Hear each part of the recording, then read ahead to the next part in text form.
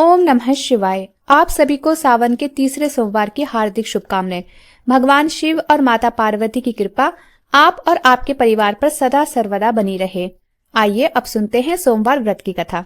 सोमवार व्रत की पौराणिक कथा के अनुसार प्राचीन समय की बात है। किसी नगर में एक साहूकार रहा करता था। उसके घर में धन धान्य की कोई कमी नहीं थी, लेकिन उसकी कोई संतान नहीं थी, जिस कारण वे बेहद दुखी था। पुत्र प्राप्ति के लिए वह भगवान शिव की पूजा करता, हर सोमवार को व्रत रखता और पूरी श्रद्धा के साथ मंदिर में जाकर भगवान शिव और माता पार्वती की पूजा किया करता। उसकी भक्ति देखकर एक दिन मां पार्वती प्रसन्न हो गई और भगवान शिव से उस साहूकार की मनोकामना पूर्ण करने का आग्रह करने लगी। माता पार्वती की इच्छा सुनकर भगवान शिव ने कहा, हे देवी, इस संसार में हर प्राणी को उसके कर्म के अनुसार फल मिलता है और जिसके भाग्य में जो हो उसे भोगना ही पड़ता है। लेकिन माता पार्वती ने साहूकार की भक्ति का मान रखने के लिए और उसकी मनोकामना पूर्ण करने के लिए भगवान शिव के आगे इच्छा जताई।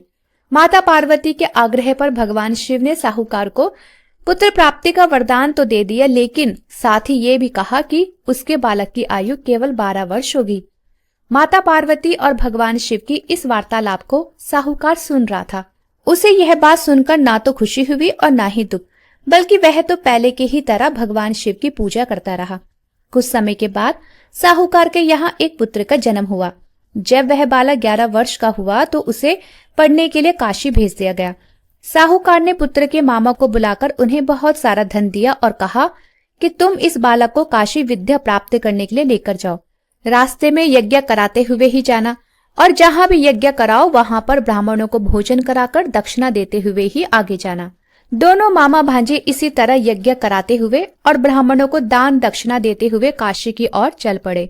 रास्ते में एक नगर आया जहां उस दिन उस नगर के राजा की कन्या का विवाह था, लेकिन जिस राजकुमार से उसका विवाह होने वाला था वह राजकुमार एक आंख से काना था।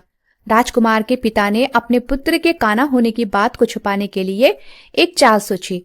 साहूकार के पुत्र को देखकर उसके मन में एक विचार आया। उसने सोचा, क्यों ना इस लड़के को दुल्हा बनाकर राजकुमारी से विवाह करवा दूं। विवाह के बाद इसको बहुत सा धन देकर विदा कर दूंगा और राजकुमारी को अपने नगर ले जाऊंगा। इस प्रकार लड़के को दूल्हे के वस्त्र पहनाकर राजकुमारी से विवाह करा दिया गया।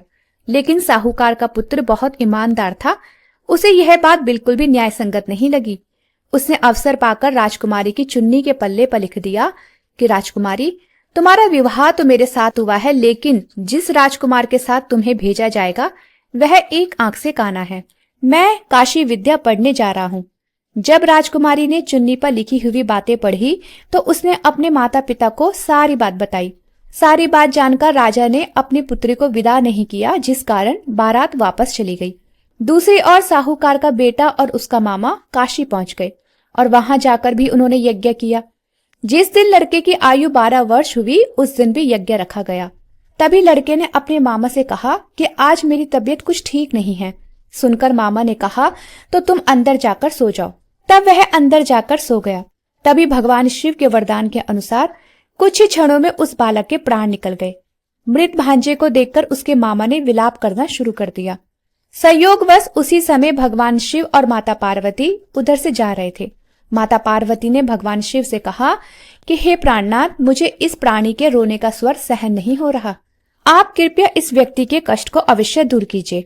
जब भगवान शिव मृत बालक के समीप गए तो वह बोले, देवी, यह तो उसी साहूकार का पुत्र है जिसे मैंने 12 वर्ष की आयु का वरदान दिया था। अब इसकी आयु पूरी हो चुकी है। यह सुनकर देवी पार्वती के मन में ममता जाग उठी। देवी पार्वती कहने लगी, हे महादेव, आप इस बालक को और आयु देने की कृपा कीजिए, नहीं तो इसके वियोग में इसके माता पिता भी तड़प तड़प कर मर जाएंगे। माता पार्वती के आग्रह पर भगवान शिव ने उस लड़के को जीवित होने का वरदान दे दिया। भगवान शिव की कृपा से वह लड़का जीवित हो गया। शिक्षा समाप्त कर लड़का अपने मामा के साथ वापस नगर की ओर चल दिया। दोनों चलते चलते उसी नगर में जा पहुंचे जहां कभी उसका विवाह हुआ था। उस नगर में भी उन्होंने यज्ञ का आयोजन किया।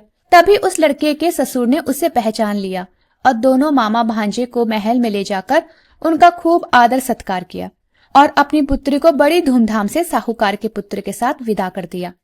इधर भूखे प्यासे रहकर साहूकार और उसकी पत्नी अपने बेटे के आने की प्रतीक्षा कर रहे थे।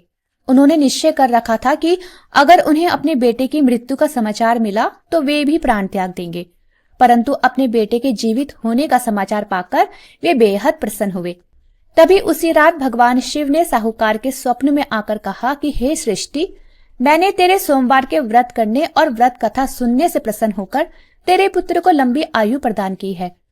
इस प्रकार जो कोई सोमवार का व्रत करता है, व्रत कथा सुनता या पढ़ता है, उसके सभी दुख भगवान शिव की कृपा से दूर हो जाते हैं और उनकी सभी मनोकामनाएं पूर्ण हो जाती है। प्रेम से बोलिए भगवान भोलेनाथ की जय, देवी पार्वती की जय। कथा समाप्त।